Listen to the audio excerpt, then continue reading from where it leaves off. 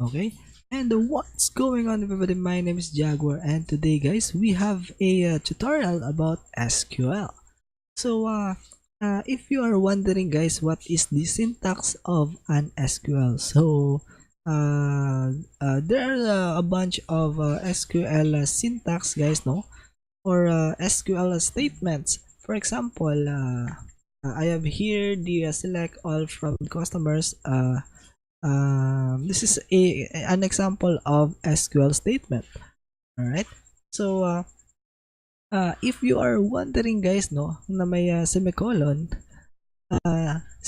guys is a pwede ring wala, no. If you are on the PHP my admin or the PHP my admin or the localhost server, no, of the Apache or the PHP, you can query directly guys. You can select all from customers without the semicolon. Alright, so yun guys, okay lang na wala yung semicolon.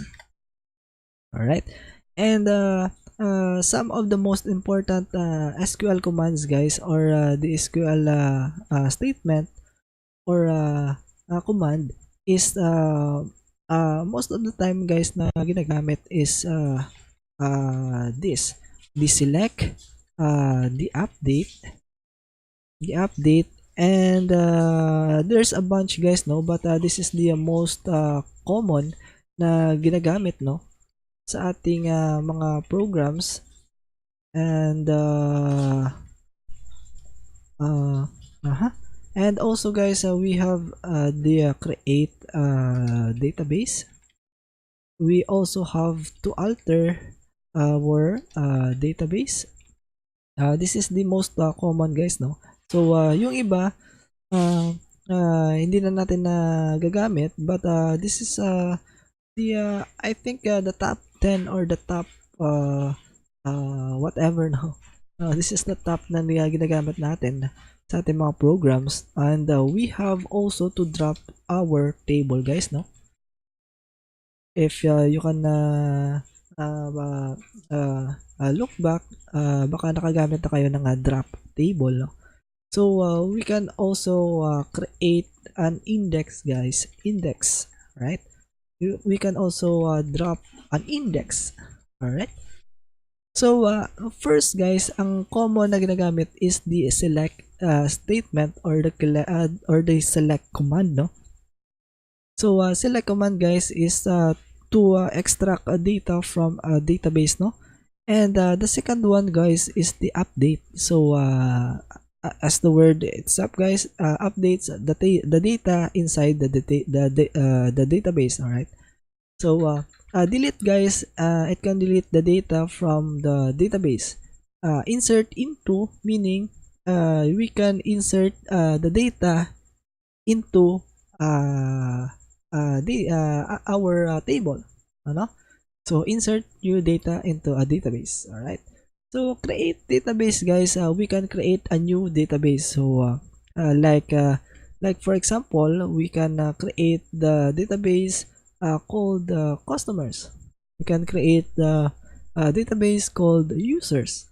Yun yung create database guys. All right, so alter guys, database is a modifies a database. You can modify.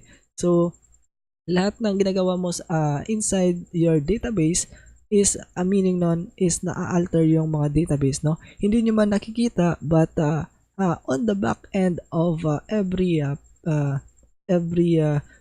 galaw nyo sa PHP my admin guys is na-alter yung mga database nyo. For example, you have to update the name of the database.